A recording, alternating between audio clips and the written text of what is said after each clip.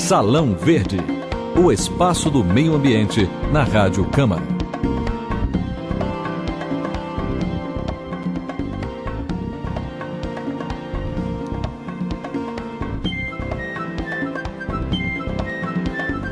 Um estudo feito por pesquisadores da Universidade Federal de Pernambuco mostra que o Brasil perdeu ao longo dos últimos 30 anos uma área de preservação superior ao tamanho do estado do Rio de Janeiro.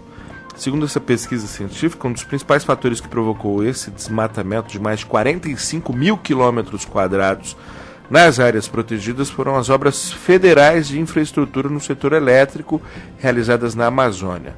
Para nos dar mais detalhes sobre esse assunto, já está na linha conosco o pesquisador Henrique Bernardi, do Departamento de Zoologia da Universidade Federal de Pernambuco. Muito bom dia, professor. É um prazer tê-lo no nosso primeiro programa de 2013. Bom dia, Lincoln. Prazer falar com você e com os ouvintes também. Bom, eu chamo a atenção para o fato de estarmos conversando com um pesquisador do Departamento de Zoologia, porque a gente pensa muito em desmatamento pensa muito nas árvores, mas sem as árvores, uma imensidão de vida animal se perde também, né? Exatamente. É um sistema integrado, né, onde a gente tem as árvores que sustentam uma biota muito rica e muito importante. Sem a parte vegetal, a gente também não teria a parte animal. É possível mensurar o impacto para o meio ambiente desse significativo desmatamento das áreas protegidas, Henrico? É possível, sim. Primeiro, nós estamos falando de áreas que são áreas já especiais. São áreas que foram criadas, foram designadas como áreas protegidas, exatamente porque elas contêm uma diversidade muito importante. É o que mais chama a atenção, são áreas de conservação. Exato. São áreas que a gente não deveria estar mexendo nelas, porque a escolha dessas áreas passou por um processo de seleção que apontou essas regiões como regiões mais importantes para a conservação. Então elas deveriam ser, de certa forma, poupadas de qualquer tipo de alteração, qualquer tipo de modificação, exatamente por conterem parcelas mais importantes da biodiversidade. E ao longo desses 30 anos, que já é um período em que a consciência ecológica, a consciência da necessidade das áreas de preservação já era mais consolidado, ao longo desses 30 anos, houve algum período que foi mais crítico ou algum conjunto de regiões mais afetadas? Houve. Esse período é agora. A nossa pesquisa mostra exatamente isso. De 1981 até 2000, nós tivemos apenas 2 alterações em unidades de conservação no Brasil. Em 2001, nós tivemos o primeiro pico de alterações, mas esse pico se deve basicamente à adequação a uma lei que foi aprovada no ano de 2000, que criou o Sistema Nacional de Unidades de Conservação. Daí nós experimentamos mais recentemente, a partir de 2010, o maior pico de alteração nas áreas protegidas. Então, nos últimos 2, 3 anos, é que a gente está experimentando um maior número de alterações, um maior número de reduções e um maior número de declassificações nessas áreas protegidas. Então, esse é exatamente o que chama a atenção na nossa pesquisa. Será que o que era para ser uma exceção está se tornando a regra agora? Esse é um grande questionamento que a gente precisa fazer. A gente não tinha esses processos acontecendo no passado, só que esses processos passaram a ser extremamente frequentes nos últimos 2 a 3 anos. Bom, como nós já dissemos na abertura, parece que é o setor elétrico maior responsável, né, por essa redução da área de preservação, da área das unidades de conservação. É isso mesmo e quais outros fatores contribuem para isso? Nós investigamos quais são as causas por trás desses movimentos de redução, declassificação e reclassificação de áreas protegidas. Nós encontramos 8 motivadores, e o principal deles é a geração e transmissão de eletricidade. Mas nós também encontramos, por exemplo, pressões decorrentes do agronegócio, alterações de áreas para assentamento rural, desafetação de áreas que foram criadas em cima de outras áreas previamente existentes ou de áreas que já tinham titulação. Encontramos também fatores de motivação política, assembleias legislativas que não deixam claro qual a razão, mas propõem projetos de alteração de parques e reservas, e encontramos também casos raros onde houve alteração para aumentar o nível de proteção. Mas esses foram apenas 2 casos em 48 que nós identificamos nos últimos 31 anos. Nossa, que diferença. Bom, nós estamos conversando com o pesquisador do Departamento de Zoologia da Universidade Federal de Pernambuco, Henrico Bernard. A pronúncia é essa mesmo, Henrico? Correto. Perfeito. Sobre um estudo da UFPE que mostra que ao longo dos últimos 30 anos o Brasil perdeu uma área que em tamanho é superior ao estado do Rio de Janeiro em áreas de unidades de conservação, em área de unidade de conservação. Henrico, qual deveria ser o caminho certo em relação a quando aparece de fato uma necessidade de usar uma área que está protegida por unidade de conservação? Era já criar automaticamente um mecanismo de compensação? Eu vou pegar como exemplo o que aconteceu aqui em Brasília.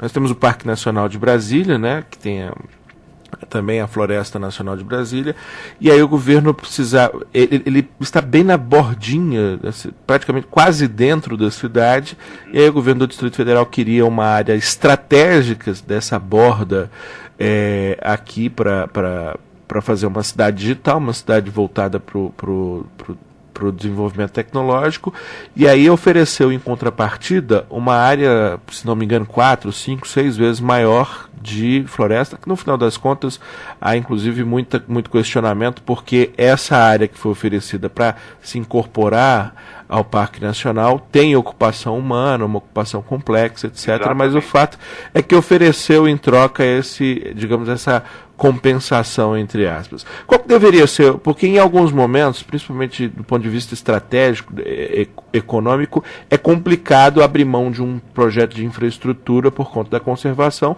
mas há de se haver sempre uma compensação, né, se isso se torna impositivo, não é? Essas trocas, elas são muito delicadas, porque a gente não troca biodiversidade. Claro, sem dúvida. Você tem as espécies, a fauna, a flora, a biota que você tem no local, ela pode ser totalmente diferente de outro. Então, por exemplo, se a gente for fazer uma analogia, não é a mesma coisa de você trocar um apartamento num bairro da cidade por outro apartamento em outro bairro. É bem mais complexo do que isso. Envolve sistemas bem mais complexos. Então, o caminho deveria ser, primeiro, analisar o projeto e ver a relevância desse projeto. Daí você faz uma série de perguntas. Existem substitutos? Existem alternativas? Esse projeto é o melhor projeto? Ou, por exemplo, quando vai passar uma linha de transmissão, o local onde essa linha de transmissão está passando é o melhor local? É o melhor desenho? Se a gente fizer um contorno, se aumentar um pouquinho a linha de transmissão para contornar uma área protegida, vai ser um prejuízo muito grande financeiro? Então são série de questionamentos que a gente deve fazer antes de propor a alteração de qualquer área protegida. Porque o mais delicado dessa questão é que mexer nas áreas protegidas, elas abrem precedentes. Então, de repente, a gente pode começar a experimentar uma pressão que qualquer necessidade vai se propor primeiro, não, vamos diminuir a área, a gente compensa com outro local. Banaliza, né? Banaliza, torna uma coisa trivial e que não é, como eu expliquei no início, a gente não pode simplesmente trocar um pedaço de um ecossistema por outro pedaço, porque nem sempre há uma equivalência ecológica, uma equivalência de relevância para a conservação. Então a gente deve buscar sempre a melhor engenharia disponível, o melhor planejamento disponível, para questionar, o melhor conhecimento científico disponível, para questionar se a proposição da alteração é ou não a melhor alternativa. Perfeito. E aí seria bastante interessante que nas equipes que definem esses projetos tivesse sempre a presença de alguém estudioso, conhecedor das peculiaridades dessas universidades dessas unidades de conservação, né? Sem dúvida. Mais do que nunca, a gente precisa sempre usar o melhor conjunto de boa ciência.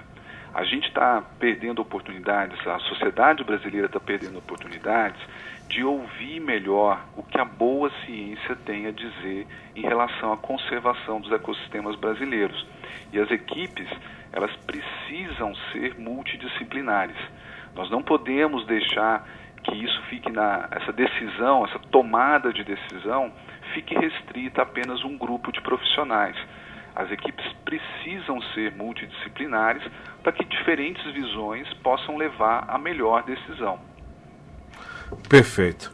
Bom, eu acho que a nossa intenção com uma entrevista dessa natureza é justamente provocar essa reflexão em quem quer que seja, tenha ou não influência nesse processo, mas para que conheça um aspecto tão sensível do nosso desenvolvimento. Sem dúvida. Henrique... A gente está num momento que a gente precisa começar exatamente a questionar o futuro que a gente quer para as nossas áreas protegidas. Perfeito. Quero agradecer muitíssimo mais uma vez ao pesquisador Henrique Bernardo, do Departamento de Zoologia da Universidade Federal de Pernambuco, conversando conosco sobre esse levantamento, essa pesquisa científica da UFPE, que mostra que o Brasil perdeu nos últimos 30 anos uma área superior ao estado do Rio de Janeiro em unidades de conservação.